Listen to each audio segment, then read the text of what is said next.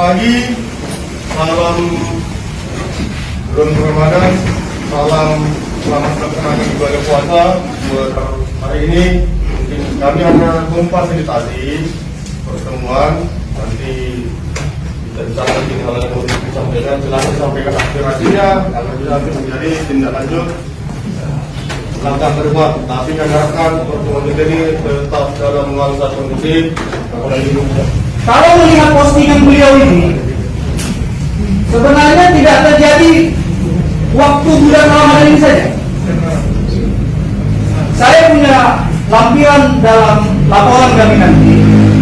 Di sini 24 Agustus tahun 2019 pukul 23.30 General Nenggolan dalam grup Habatu Sipi juga mengatakan Mas si Sonat alias si Tomat akan berceramah di perdagangan. Orang menuju naka dengan sauta, kunang orang putek-putek di FB kita jauh. Sampai-sampai saya ingat waktu itu forum kerukunan umat beragama, tokoh agama, tokoh masyarakat lintas agama di Kecamatan Bandar ini berkumpul menyikapi statement ini supaya tidak terjadi keributan ketika Ustaz Abdul Somad datang. Alhamdulillah, kita ucapkan terima kasih kepada FKUB waktu itu berhasil meredam situasi ketika Ustaz Abdul Somad datang. Pada hari ini dia ulangi lagi, artinya ini sudah menjadi sifat, ini sudah menjadi karakter, ini sudah menjadi kepribadian seseorang yang intoleransi dalam beragama. Kita sepakat di Simalungun ini khususnya di Kecamatan Bandar tidak ada orang yang seperti ini. Tapi kalau kita biarkan, ini bisa melahirkan orang-orang baru seperti ini. Hari ini 1, besok 3, besok 5. Repot Pak Polsek kita ini ngamankan kota ini. Maka oleh karena itu kami mau tutup ini, Pak Camat. Kami mau selesaikan ini orang ini dengan cara akan melaporkan ke pihak yang berwajib. Jangan sampai kawan-kawan ini yang menyelesaikan. Kenapa begitu bersemangat umat ini? Ayah kita yang membesarkan kita saja, kita bela mati-matian siap mati kita, betul? Tapi laki-laki yang akan membeli kalian sapat yang bermasyarakat nanti, apa kalian diam saja? Dia yang menyelamatkan kalian dari api neraka. Dia yang memberikan kalian petunjuk hidup di dunia. Kita nggak bisa diam kalau dia dibilang, Lundu kau jawab nanti kenapa kau bilang Nabiku Muhammad Sallallahu Alaihi Wasallam. Kau bilang di sini, entah apalah yang kalian banggakan dari si Muhammad si tukang main itu. Ada kalian cuingnya.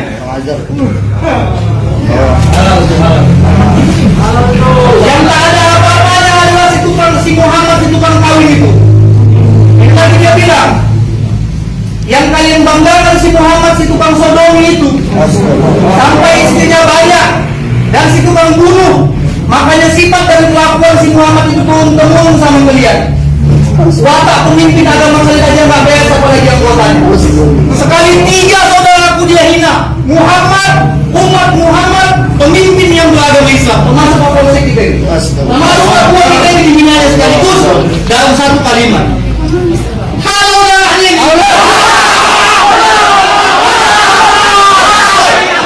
Biar aku yang emosi kalian, lagi emosi kalian. Kalian buat emosi, biar aku lagi emosi.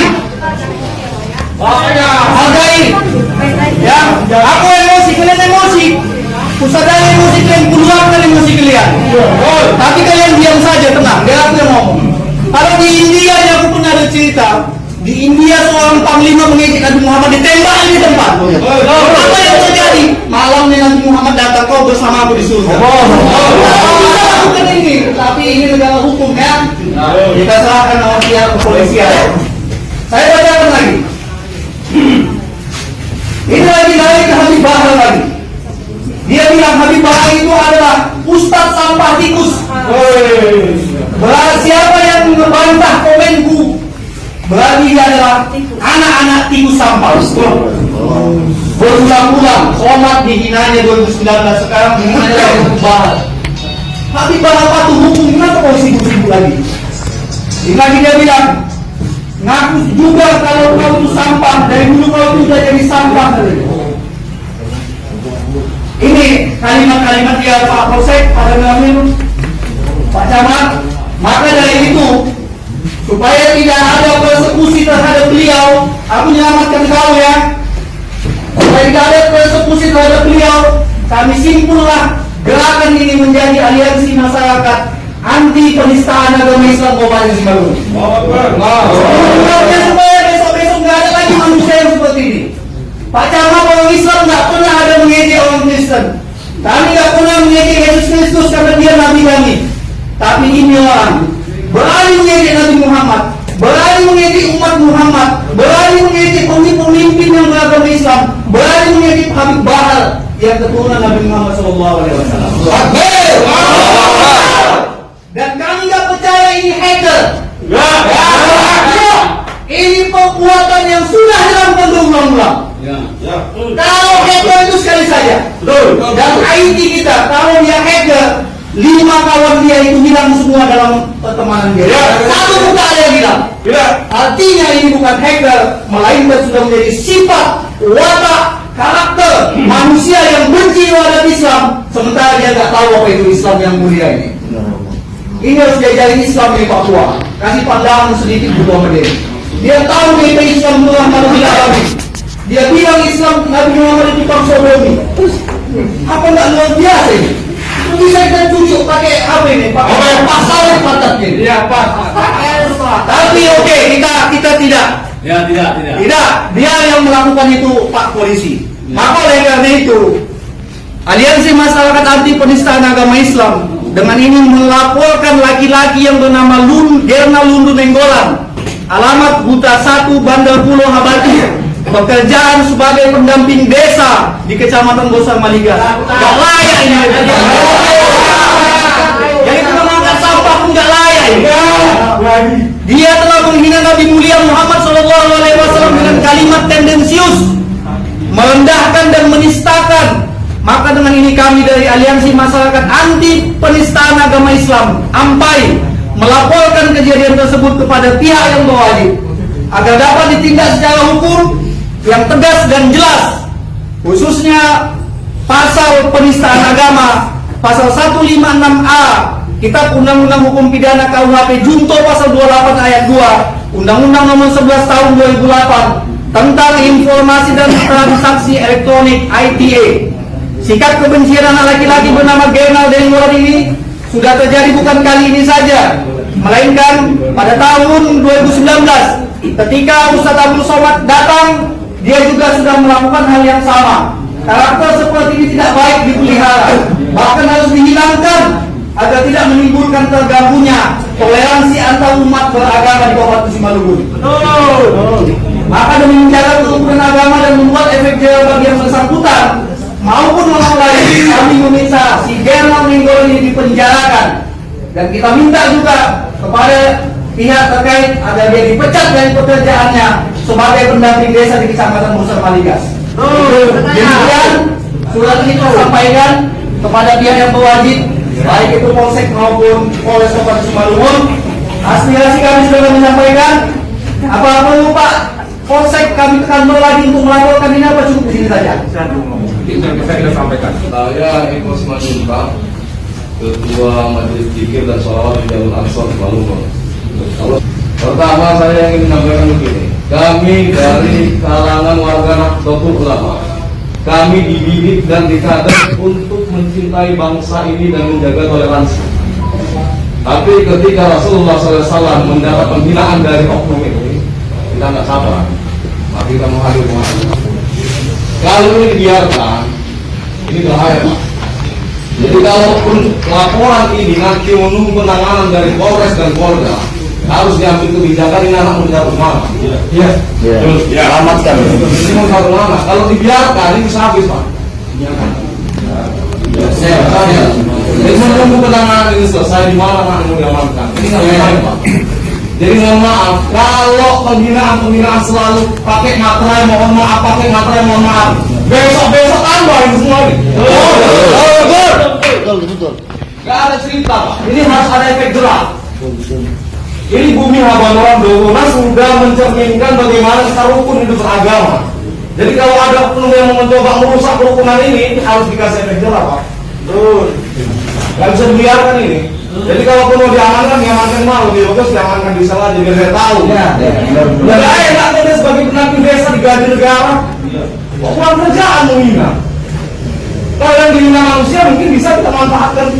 Ya manusia seperti biasa. Kita yang manusia biasa ini mau hina saling menghina bisa mungkin maaf-maafkan. Ini Nabi kok yang memberikan keselamatan buat seluruh umat. Jadi nggak bisa biarkan, Pak. Tolong sebagai pihak kepolisian juga harus ambil kebijakan serius lah, betul-betul serius supaya tidak ada gerak-gerak selanjutnya. Ini aja. Wallahumma fi ila mu'min. Assalamualaikum warahmatullahi wabarakatuh. Assalamualaikum warahmatullahi wabarakatuh. Ini mewakili suara dari para kawan-kawan. Ini mohon maaf Pak Kapolsek, Camat dan Ramil. Di sini sebenarnya kami dari tadi melihat tingkah ini kurang senang dari saya. Sikapnya ada santun dah. Satu lagi di sini untuk melebihi batas. Itu kau. Pada hari ini kami berhubung masih di sini kami bisa bertatap muka dengan ini. Kami ingin bertanya langsung mewakili kawan-kawan semua, apakah memang dia menyadari apa yang telah dibuat itu salah? Kami mau itu ucapan langsung dari mulutnya sekarang. Iya, betul. Dari cara dia berbicara, tolong dirubah. Dan hari ini juga kami mumpung Pak lagi-lagi bisa bertatap langsung, kami mau dengar langsung apa penjelasan dia, apa tanggung jawab dia kepada apa yang sudah dilakukan. Terima kasih. Termasuk permohonan maafnya secara kita hormat supaya ini bisa kita lakukan efek jerah kepada janganlah terjadi seperti ini seperti hukum. Jadi di sini kami minta dia lakukan permohonan maaf secara langsung kepada kami hari ini. Insya Allah kami bisa jaga suasana yang kondusif. Allah Akbar. Oke, baik sebelum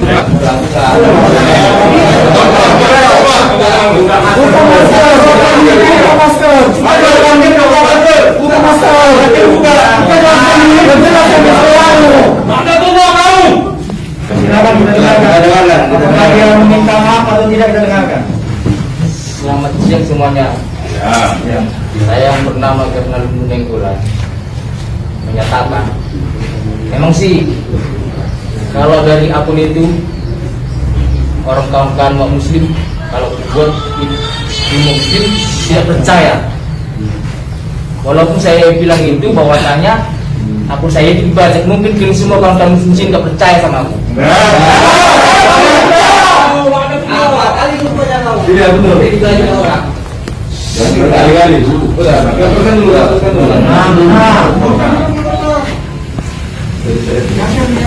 Ya, teruskan Pak.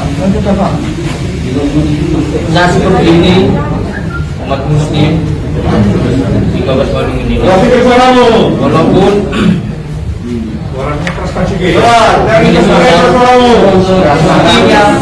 akun saya dibajak, walaupun nanti kemana itulah hukum yang melanjutkannya. Itu bahasa apa yang saya sampaikan kepada kawan-kawan muslim. Mungkin dan terima kasih. Artinya ini bukan abang yang melakukan gitu ya? Iya. yakin Bisa diperiksa nanti. kami terbukti.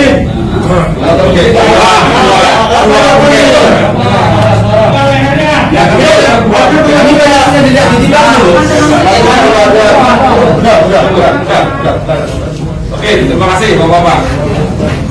Saya sampaikan tadi, cybercrime ini atau cyber itu terlalu telanjang, ya Bapak-bapak, telanjang. Artinya jejak itu tidak akan hilang. Tapi itu yang makanya adalah tim ahli IT yang di Polda. Maka kita butuh proses. Kita tidak langsung gampang menuduh kalau tidak ada pembuktian. Maka kami butuh proses. Itulah yang kami harapkan pengertian dari Bapak-bapak bahwa kita perlu proses untuk membuktikan. Dan kita tidak butuh juga keterangan dia sebetulnya. Betul. Karena keterangan itu pasti akan membela diri. Lagi kita semua. Kalau saya di pojokan pasti saya akan cari keterangan yang membela diri saya. Biar pembuktian itu IT yang membuktikan. Jadi kita tidak usah berpersepsi dia benar, bohong atau jujur. Kalau jujur atau bohong dia lengkap. tapi kita akan buktikan melalui IT. Dari jejak rekamnya itu akan terbongkar, tidak bisa dihilangkan karena panjang sekali IT ini. Apa yang kita lakukan di rumah pun bisa kita Kami yang di kantor menyampaikan laporan ini. Dan kami berharap polisi ini tidak mengecewakan, Pak. Karena memang belakangan ini polisi sering mengecewakan, Pak.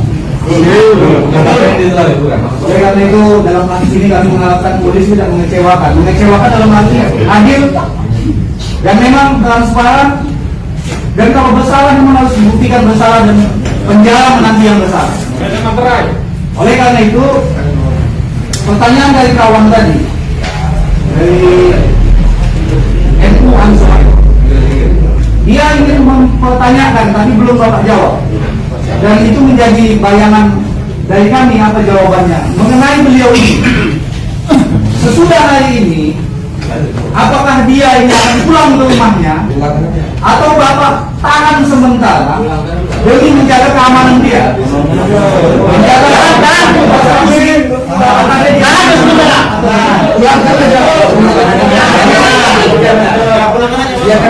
kalau dipulangkan nanti habis bahaya, Pak.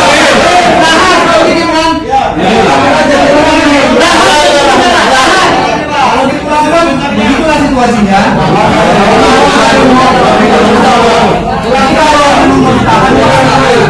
Saya pikir kita menyerahkan proses ini kepada pihak polisi.